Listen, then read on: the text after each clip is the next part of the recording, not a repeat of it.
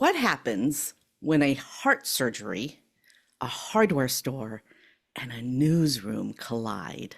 Michelle Rupp turned her story into a media strategy that helps women solopreneurs create real, lasting impact without buying a single ad.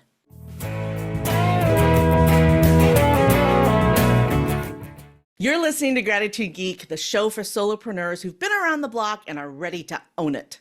I'm Candice Rodardi, productivity coach, internet pioneer, and unapologetic champion for female solopreneurs over 40. We're done chasing trends. It's time to build smarter, not harder. Welcome, Michelle. Hi, Candice. How are you? This is going to be a super fun conversation. And Yes. I'm just going to dig into this because holy moly, you televised your own heart surgery? Yes, I did. It was a unique opportunity, to say the least.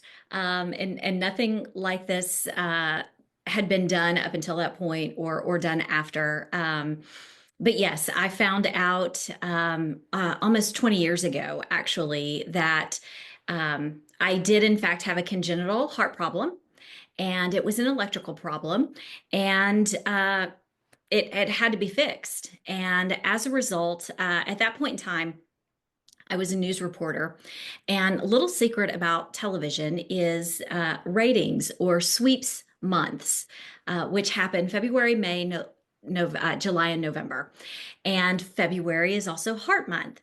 And so I thought, I wonder if my news director would go for bringing in cameras into the operating room when I have surgery. Surgery was the beginning of January. And so I went in to pitch the idea, and he loved it. And I then had to convince my cardiologist, who was somewhat reluctant, but said, here's the thing, we can do this, but I need everyone to know you're the patient first. Mm. The story comes last. And so it's your well-being that is at the top of my list. And if at any point I say, get out, they have to respect that and get out. And I said, okay. And everyone understood that. Mm-hmm. So I had a camera guy who met my parents and I at the hospital, and did all that recording. We did a two-part series. First part aired one night, then we come back the next night at 10 o'clock and run the next part. And it was me sharing my story of how I knew something was wrong. And it started back in the early 80s. I think we can agree medical science in this day and age is a little more advanced than what it was in the 1980s. Oh, yeah. And I knew something was wrong. Doctors would say you're stressed out or it's an anxiety attack. And it wasn't until I was running a 5K and had this episode with a racing heart that we were actually able to have hard evidence and data for the cardiologist to look and go, oh my goodness, you have what is called Wolff-Parkinson-White syndrome. And the way to cure this is with surgery. And I said, okay, let's go, because I knew that not curing it exponentially raised my rate of sudden death. And no one really wants that. So Yeah, nobody wants that. yeah, no, not at all. So thus we had the surgery, and again, took the viewers into the operating room, shared my story, had an amazing reception from viewers around the state, not just with their thoughts and prayers, but also sharing some of their personal stories and sharing some of their moments of resilience. And the Michelle, you provided encouragement. I've known something wasn't right, but I was nervous to kind of butt up against what my physician was saying, and so it was it was very impactful, I should say. And it's a story that I've continued to tell and continued to share. And I speak on it during February quite a bit. And so it was an opportunity to use my voice for something good. You know, a lot of women don't talk about those things, and we need to talk about them. So, Yeah. something that I've been doing a lot lately is talking about incontinence and pelvic floor therapy, because any woman who's given birth probably has incontinence and hasn't talked to her doctor about it because she's too embarrassed. And Sure. you know what? Pelvic floor therapy works, Yeah. and most insurance pays for it. You know? Yeah. Bonus. So if you've ever sneakled, sneezed Right. and tinkled at the same time, you can get that fixed. You can get that Sure. fixed. But that's an example of something that Yeah. women won't talk about. Women don't talk about their hearts. Women, I'm living with metastatic breast cancer. I have been for 11 years. So Hmm. women with breast cancer talk about it. And the Right. reason why there's so many excellent outcomes with breast cancer is because women are willing to talk about it, because the stigma has been removed. Right. Right. Right. And so once we remove the stigma of pelvic floor treatment and the stigma of heart, because heart disease actually kills women more than cancer does, I believe. It's the number one killer of all women. You can combine all cancers, and it's still heart disease is still the number one killer. Yeah. So we should be talking about that even more than we talk about breast cancer, Yeah. Yeah. But so when you tell your story, which is what you're amazing at, then it makes it easier for other women to also hear it and then say, okay, I can talk about this now too. That's right. So before we get too far into the that part of it, you grew up in a hardware store, I did. and then you ended up winning an Emmy. I So did. that journey sounds very interesting. I did. My parents had a mom and pop hardware store in the town that I grew up in. I have a toolbox. I know how to use the tools that are in that toolbox. And I remember a very pivotal moment when a big box store came into our community, and little by little, the mom and pop hardware stores, there were about a half a dozen or so of us, began closing their doors. And my parents' store they held out as long as they could. But ultimately that season ended and the store closed. And I remember thinking, I I wish there was something we could have done. And I was in high school at the time, and so it wasn't until years later when I got into a newsroom situation. I was hired as a producer and to create a lifestyle show. This was 25 years ago, so lifestyle shows in 2000 were not exactly what they are today. So it was very groundbreaking. Um, I have thoughts. yeah, it was not pay to play back then.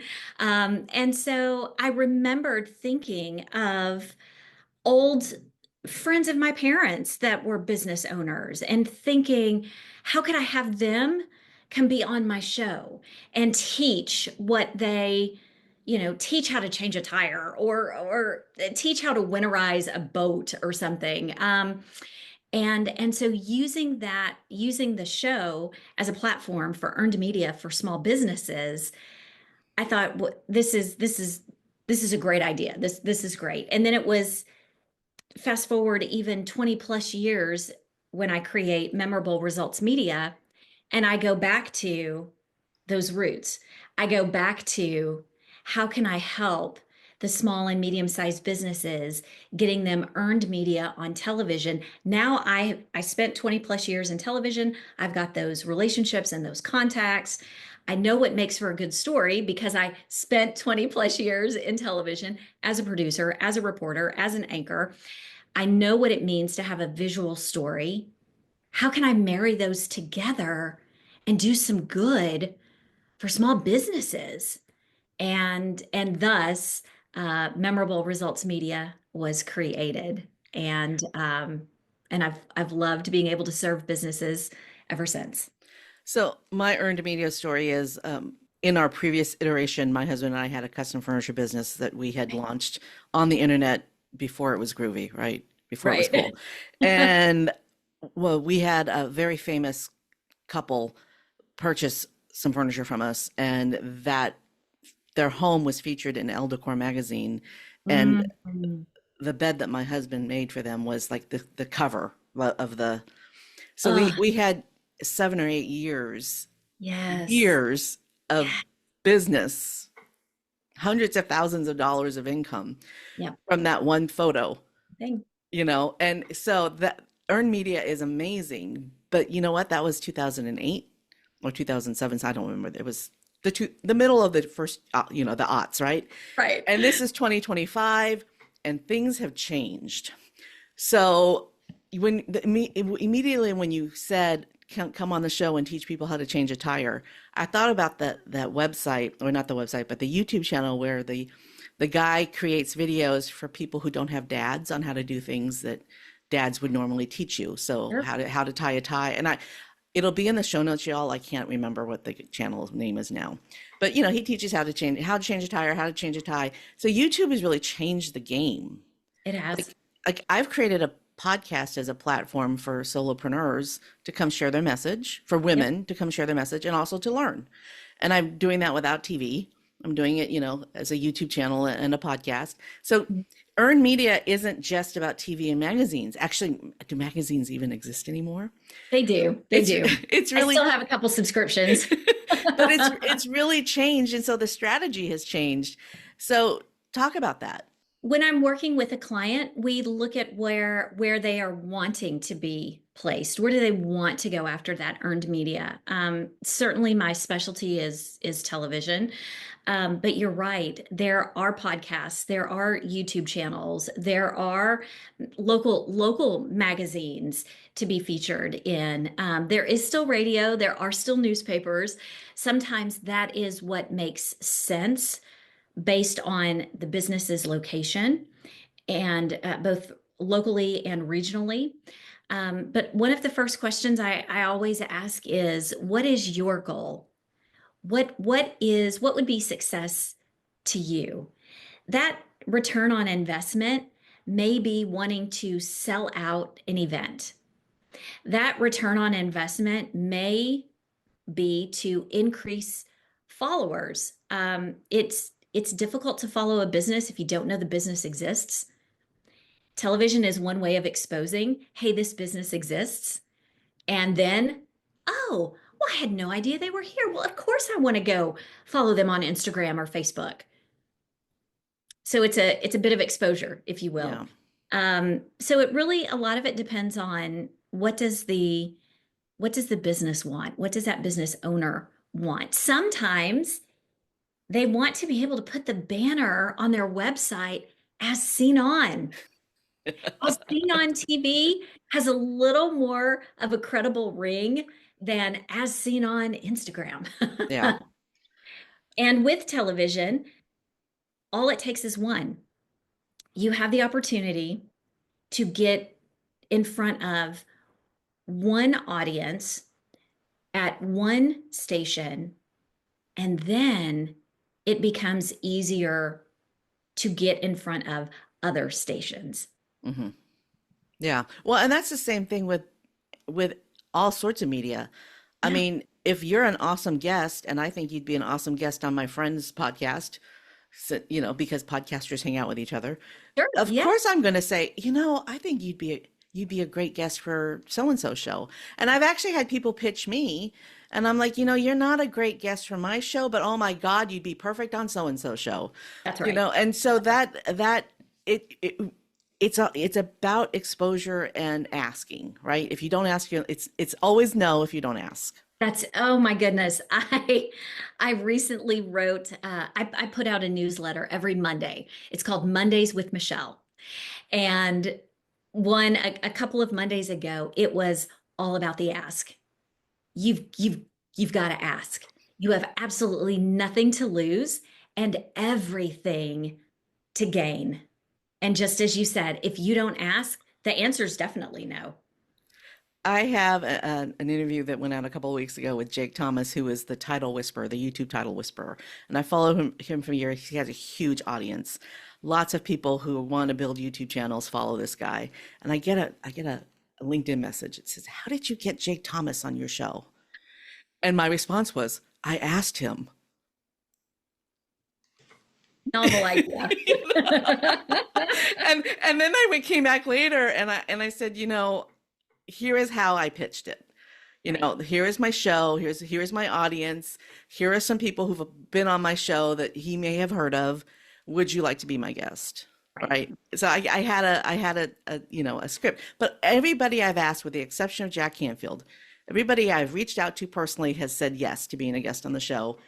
Jack Canfield said not now. Okay, so that was not a no. No, exactly. It wasn't, I'm Yeah, not doing you go interviews back right and now. ask again. Yeah, I'm not doing interviews right now, but I'll put you on my list for when I'm ready. Because he Yeah, doesn't have anything to promote right now. sure, Right? sure. But the next time he releases a book, I'm going to be paying attention too. That's right. So, That's right. so talk about that. Well, no, you make an excellent point in the pitch too, because when we say just ask, you didn't just send an email to Jack Canfield and say, "Hey, want to be on my show?" No, I I mean, did not. you were creative, you were thoughtful, you you put together a very well-crafted pitch. I did. And I've And had the benefit of having met him before, and I have a photo of the two of us together, and and better. I've sent him thank you cards, and he sent me responses to the. I said, I don't think he knows who I am, but he would recognize a photo. That's right. That's So, right. it was a very well crafted pitch. I'm sorry to interrupt you. Yeah, no, not at all.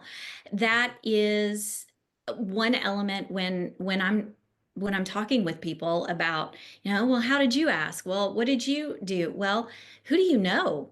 Who's in that circle? Who do you have a photograph with? I did something very similar with a woman that I met in Nashville about a year and a half ago, and wanted to ask for something, um, access to a particular course that she offers that I had previously purchased, and had that picture and said, just sent a DM on Instagram.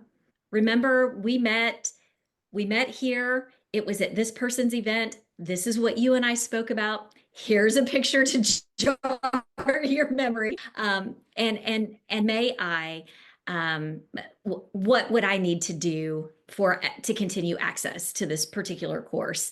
And it got an immediate response. Email my assistant. It's done. Thank you. But again, it was being thoughtful.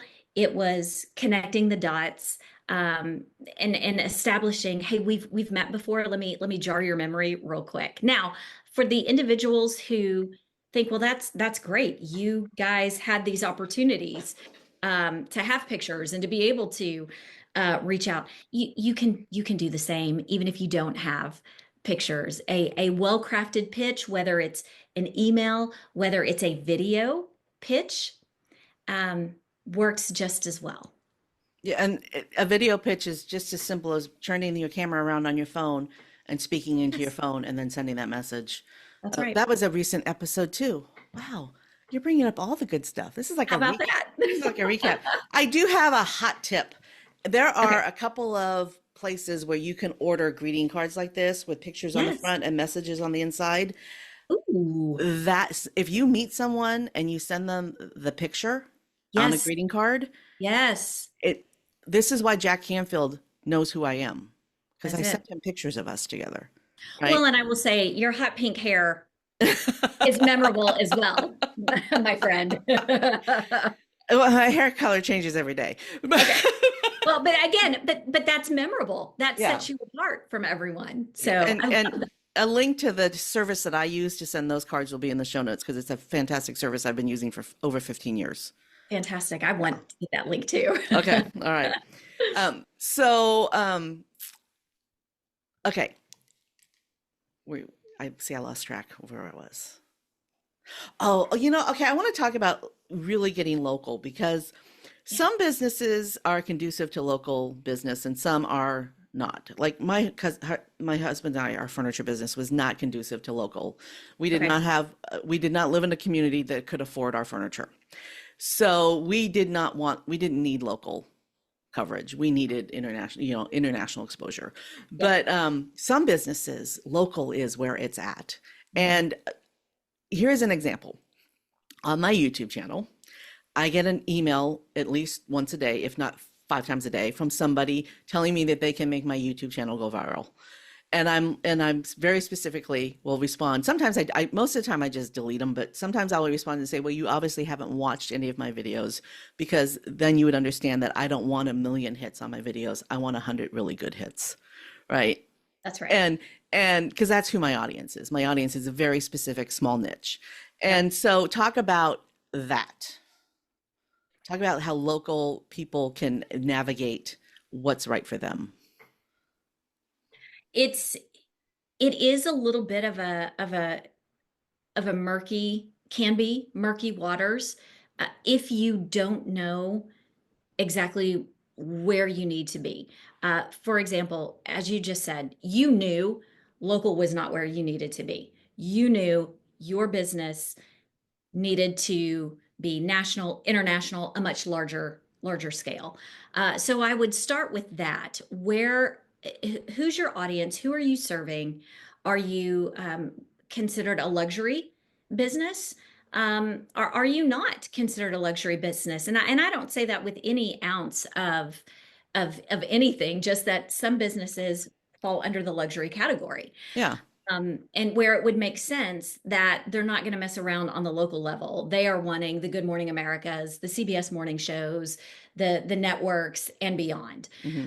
Um, so when I talk with a client, that I'm curious to know, what are your aspirations? And a lot of it too is getting that first opportunity is great. And I have some clients who will see immediately. I have one client, one boutique in particular, that says, Michelle, anytime we're on television, we have an influx of customers that afternoon and for the next couple of days. Hmm. We see a near immediate return. Hmm. Another client, it took them about 3 months before they began to start noticing an uptick both in social media followings and in revenue.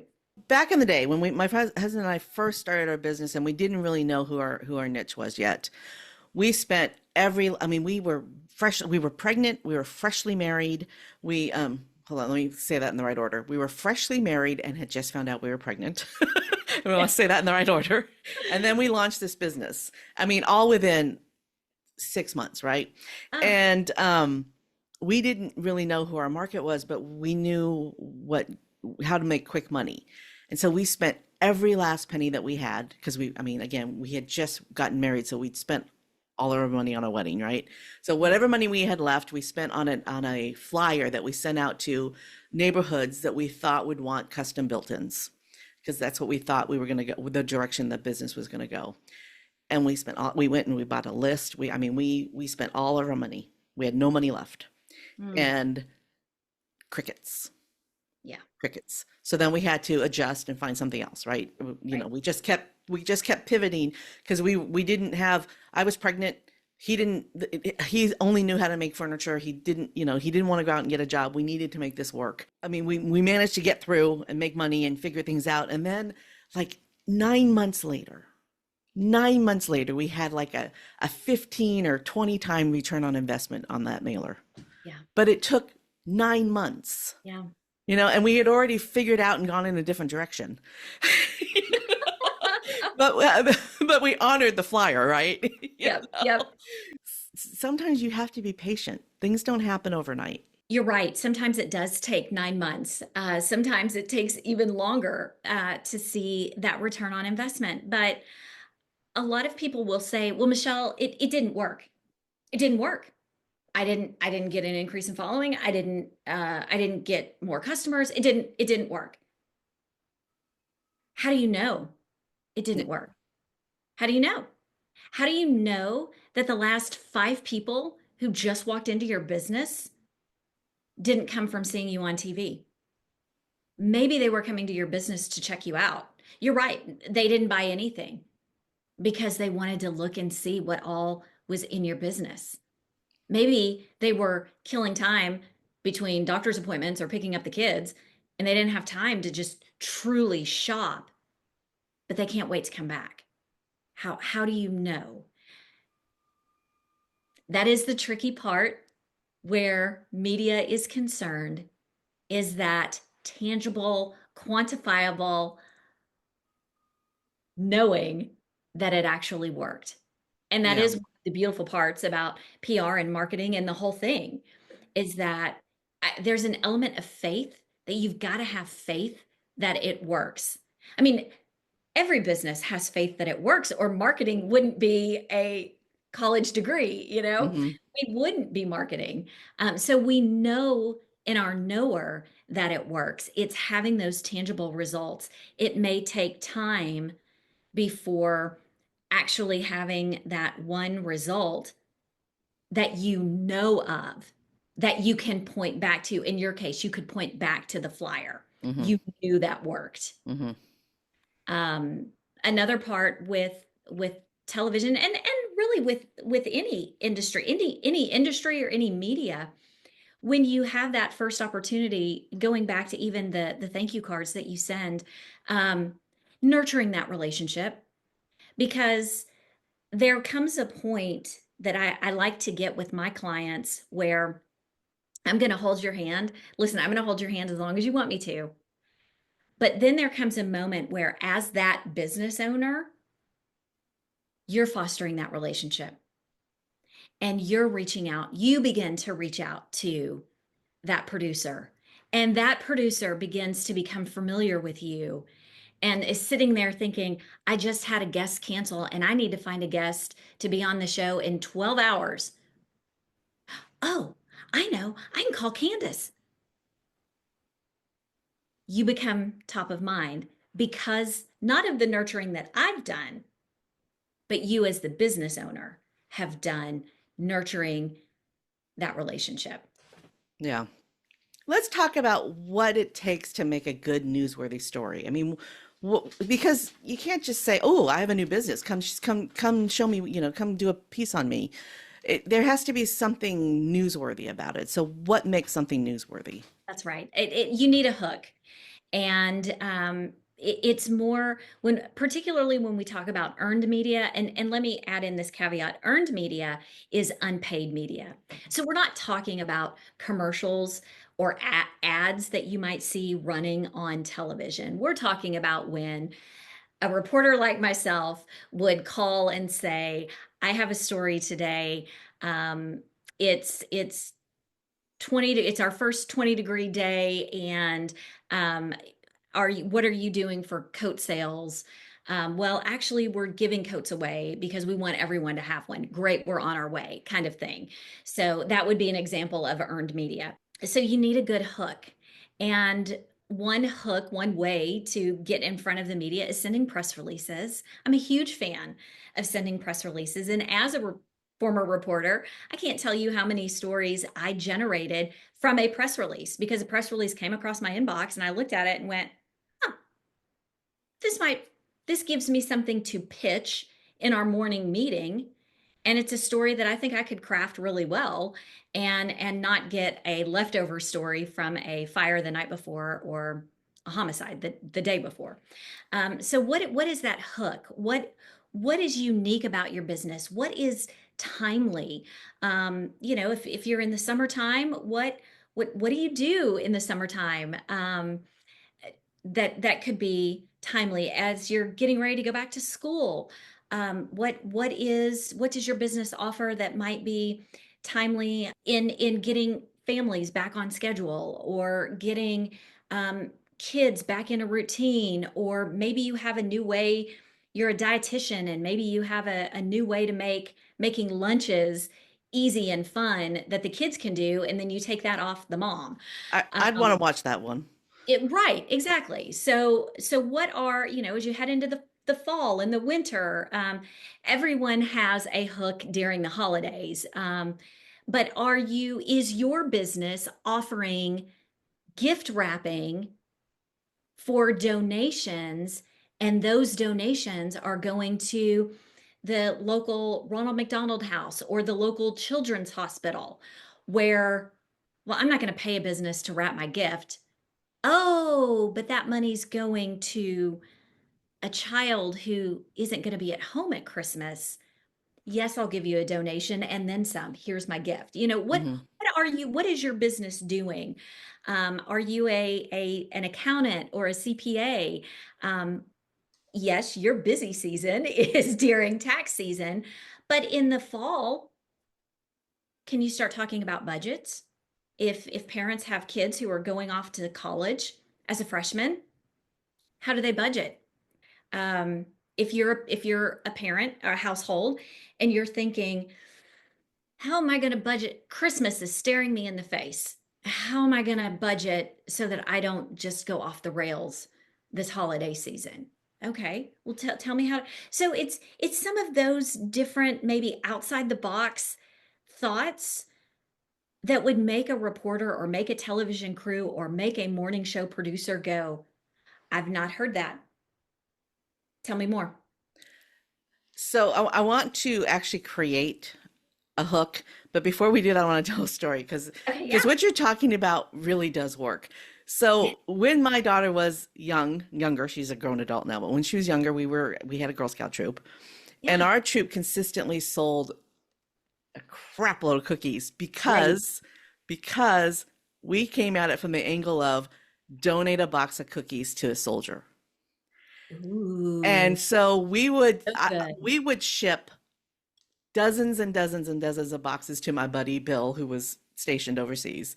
And so we would get cash to ship cookies, right? Yep, And so that cash turned into cookies that we purchased and then sent to the soldiers, and then we kept the profit, right? yep, The 55 cents a box or whatever it was that the troop right. made. But that money paid for the Brilliant. girls to go camping. It paid for the girls to go to SeaWorld. They slept underneath a capsule, oh, I can't remember which one it was, but they slept underneath the capsule in at the Space Center, the Johnson Space Center in Houston. I Yes. mean, they did all sorts of really fun things, Yep. and all of it was paid for by cookie sales because we used a hook. Don't That's just it. buy cookies for you, buy cookies for soldiers. And we even had pictures. Like my friend Bill would take pictures of soldiers eating the cookies. So Yeah. we would use the pictures. So, that really the hook is important. So Okay. important. So let's build a hook for someone who wants to pitch for earned media. So Okay. I'm making a story up. A work-at-home mom is designing a board game that is designed to bring families together. Yep. What could a hook be? So you want to make it about the viewer. So what's the viewer benefit? What are they going to walk away with? So you're stay-at-home mom, you've put together this board game to bring your families together. So that pitch would maybe include elements of if you're tired of seeing this part of your children because they're on their phones. If you're tired of seeing your kids' heads every time you look around the room. Um, there's a local mom who has created a board game that brings the family together. This board game teaches what are those two or three things it teaches. Okay. And she would love to bring not only be on your show, but bring the board game, set it up for you, talk about what went into making this board game. And if your hosts are up for it, maybe we can even play around. So that's not a press release. That's a pitch. That's a pitch. And so how would you pitch the media that way? Would you send an email? Yeah. And so you Yeah. would, oh, I would put all that in an email and send it. Mhm. so you don't even need to craft the press release at this point. You don't. Now you can craft if mom has when mom gets that board game into a local toy store, or maybe she gets it into a big box store, or maybe she gets it up online, you can create a press release around that and send that out and have quotes in the press release about, I was so tired of just seeing the tops of my kid's head, uh, and that got me thinking we've lost family time. And I grew up playing board games. And so I wanted my kids to have the joy of playing board games. Pepper in some quotes like that, where the board game is available. Um, and you could craft that press release. You could send it out. You could include elements of the hook in that press release. Sometimes I will send a press release on behalf of a client, and then 4 or 5 days later, I come back with my pitch. And then I also attach the press release for a little more information if they want it. But So that. Those are it's two different ways you could do it. so there's tenacity involved here. I mean, it's not just a scent that you spray it and pray, right? Spray and Right, pray. right. Yeah, You have a strategy behind this. there's a Okay, strategy. so let's play this out. The board game creator lands the TV segment. Yeah. What happens to her? What changes in her business the next day or the next month? So she is on television, and everyone in her community sees her on television. And that's a nice, kind of makes you stand up a little taller. She will start to get sales from that one clip. She certainly could go to other TV stations in her town. But then I would start looking regionally. I would start looking to see, well, where's the next big town that I might want to look at trying to get some coverage on. I would have the links that get posted from the interview from the show, and I would include those links with the same pitch, with the same hook. Sometimes it makes sense to bring guests in from 2, 3, 4 hours away. Sometimes it does, sometimes it doesn't. A lot of it depends on um, the time of year, where the news cycle is, kind of what's going on. But I always tell clients that not only do you ask, but then you ask again Hmm. and you go back. Are you And based in the US or Canada? US, Okay. So I'm in Michigan and yes. my local TV market is Grand Rapids, but Yeah, Detroit, okay. but I don't think we can pick up any Detroit stations, but we can get them on the internet, right? Yep, yep. Um, and we can't pick up any Chicago stations, but we can get those on the internet. And Watch. Chicago and Detroit are about the same distance. Indianapolis region is also probably within that same 3 4 hour radius from where I Yep, am, and Toronto and whatever's north. yep. So whatever's north in Canada. So there is a circle within a day's drive That's right. places that if I wanted to, I could go. And I mean, Chicago and Detroit are major markets, right? And They Toronto, are. major Chicago's market. three. Yeah, Toronto's a way longer than it's probably a 7 hour drive, but those are major markets, right? So this board game designer, I mean, her game isn't just a local game. Her game is can work in any it market. can work in any market. So it's basically what you're willing to drive. Right. And if you're in a border state like I am, and there's no tariff issues, then you know, Well, but I will say, for the clients that are truly made in America, we've done huge pushes because everything is made in America and the tariffs Mm, aren't impacting them. yeah, And so some small that's a good local hook. That's a good twist, right? businesses, For this hmm, environment that we're in right now, doubling down on your made in America is, yeah. 100%. Yes, and that goes back to being timely. And that is also thinking outside the box, because we're hearing about businesses who are passing on costs, tariff related costs, to consumers. And every time in the market I'm in, every time there's been a local business that's raised their hand and said, um, everything we make is here in America and our prices aren't rising, they've been on the news. Mm. So that's a good twist. It is a good, yeah. So if you are a female solopreneur and you make a product here in the United States, or you are in Canada, because I have an international audience. So if you're here in the United States and you make your own product, or you're in Canada and you make your own product, that made in Canada and that made in the USA right now in this environment that we're in is a really good, uh, watchable, newsworthy angle to come That's right. from. That's right. And there's not, and there's no, to calm any hesitations. There's no point. There's no reason to get political. We're not going into Yeah, politics. yeah, We're no, making a statement. We're made in yeah, America. And so the things that are happening, or we're made in Canada, the things that are happening out here aren't impacting us. Therefore, it's not impacting you as a consumer. Yeah. Yeah. And So there's lots of ways to talk about these things without being political. 100%. Yes. Yes. So don't let that stop you. Exactly. Exactly. And but that made in America angle, that made in Canada angle also works when we're not in this environment. That's right. It does. Because people want to support local or country, their nationality, their country, their nation, their goods. Yeah. Yeah. So no matter where you are, it's always a good angle if you're made in. Absolutely. You know, my sister toyed with the idea of getting a made in Hawaii tattoo. Roll my eyes. Anyway, anyway, okay, it's almost time to wrap up, but I Okay. really I want to bring this home. So once someone gets in the news, how do they stay top of mind? What makes that story stick in someone's memory? Sure.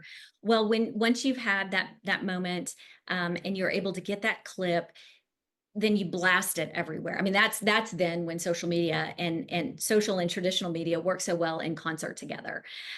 You're posting that everywhere. You're showing everybody.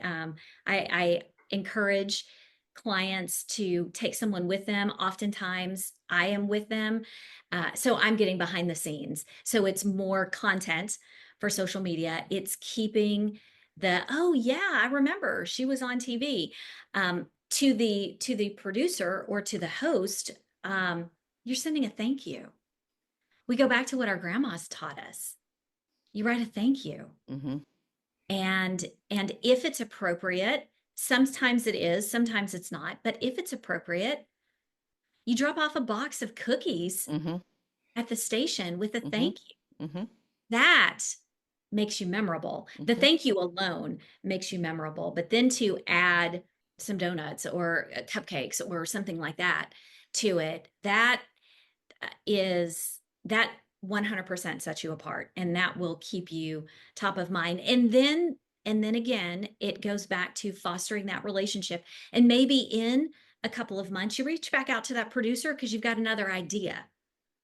Mm-hmm. And hey, I thank you again so much for having me on back in March, and here it might be May. Um, as folks get ready for Memorial Day, what would you think about this? And you pitch that idea, and you take it a step further, and you offer to come in on Memorial Day. That'll get you on. Mm-hmm. Yeah, because nobody wants to work on Memorial Day. And the holidays are the toughest days as a former producer. That is those are the toughest days to get booked because you still have to have a show. Mm-hmm. You still need guests, Mm-hmm.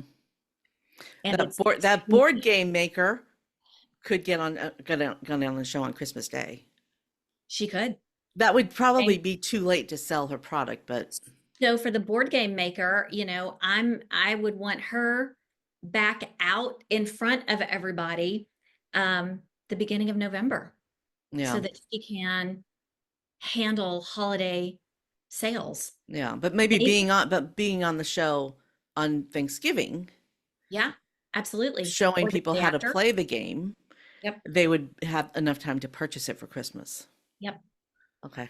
that's right. See, these are great. These are great ideas. Okay, so is there anything that we have not covered that you absolutely need to talk about? I'm so grateful to have had the opportunity to be here and just have this impromptu brainstorming, so to speak, session with you. This is what I enjoy doing. This lights me up, and I love doing it with clients. And so I'm just grateful to have had the opportunity to just kind of bat this back and forth. It's been a lot of fun. So how do people get a hold of you? So Memorable Results Media is the website. There are free resources there. I mentioned earlier about Mondays with Michelle. When you opt in for a free resource, you automatically get on the newsletter for Mondays with Michelle. There are a couple of different options there. There's a pick your brain session that we do, as well as some complimentary calls. But I would definitely say memorableresultsmedia.com is the best place. I'm also on LinkedIn as Michelle Rupp. And then I'm on Instagram at Memorable Results Media. So I would love the follow in the DMs too. That would be great. Those are the platforms that I think most people are going towards. I'm really interested to see what happens if Meta is forced to divest from Instagram. What happens to the platforms? Because honestly, Instagram is the only Meta platform that I'm using anymore. Same. Yeah, I just don't want to engage in the BS, you know. But yeah, Instagram, LinkedIn, YouTube, that's where I am, right? Yeah. And most of it's on YouTube. And then I'm playing around with Substack. Have you tried Substack yet? I have not. I do have I've got the app. I've got a couple of groups that I follow and kind of watch what they're doing. But I have not dipped my toe into that one yet. It might be an interesting place for your clients to go. If your clients are writers or they're thought leaders, it might be an interesting place for them to be. Yeah. It's not new. It's been around for a while, but it's evolving. I'm about to launch a new podcast on it. We're totally going off the rails here, but I'm about to launch a new podcast called Sci-Fi Book Pod, where my husband and I read a book together. And my husband and I read a book together and then discuss it. And then we'll have some sci-fi geeky kind of people on the show with us to discuss books. So it's specifically designed for book nerds, book geeks who like speculative fiction, right? And I'm gonna host it there. I'm gonna host the podcast on Substack and see what happens. I mean, it's not, I mean, this podcast here is 11 years old and it's been hosted on Libsyn. I'm dropping all these names. It's been hosted on Libsyn for 11 years and I'm so happy with Libsyn. I wouldn't ever change this podcast, but I want to see, this is Diversify. you know, I don't know how long my husband and I can actually work together on this project. Right. But you know, we'll see what happens. It's an interesting platform and I'm curious to see what happens with it. Go ahead. Well, if I may, just real quick, the uniqueness of you and your husband and the whole sci-fi connection, that could be an interesting hook. And we've also been business partners since we were married. Yeah. So that's 27 years. I mean, it's very Congratulations. Thank you. And we haven't killed each other yet. Although there have been times. I do want to mention, since you talked about dropping off cookies, I try not to make this a sponsored post, but y'all, this is about to become a sponsored post. The service that I use to send these greeting cards also includes cookies and brownies. It is an excellent tool. It's called Send Out Cards. My affiliate link will be in the show notes. When you use my affiliate link, it could help finance the show because it's free to listen to a podcast, but it is not free to produce a podcast. So my affiliate link will be in the show notes. It's a fantastic tool. I've been using it since 2012. So I consistently use it every month. And I have not gone a whole month without actually sending cards and gifts. So for 13 years now. So it's a great tool. So now this has become a sponsored show. Little earned media. Little earned media. All right. It's not really a sponsored show. It's an endorsed show, but now I have to use the little, does this include an endorsement? Yes. Now it does. All right. So there we go. Michelle Rupp, this is your moment of gratitude. For whom or what are you most grateful?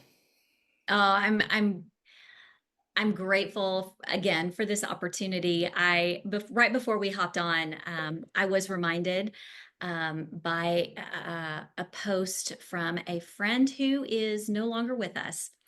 And he signed everything with "Make Today Count." And that spoke to me this morning. And so in his memory, I would just love to leave the nugget of make today count and be grateful. Thanks for tuning in to Gratitude Geek, the podcast for micropreneurs building genuine, lasting connections with clients, colleagues, and community. Our theme music is track 14 by Rev Brock and Soul Lily. Make sure to visit gratitudegeek.com for all the groovy ways to connect with our guest, Michelle Rupp. This is episode 278. I've been your host, Candace Rodarty. Stay groovy, my friends. Stay groovy, my friends.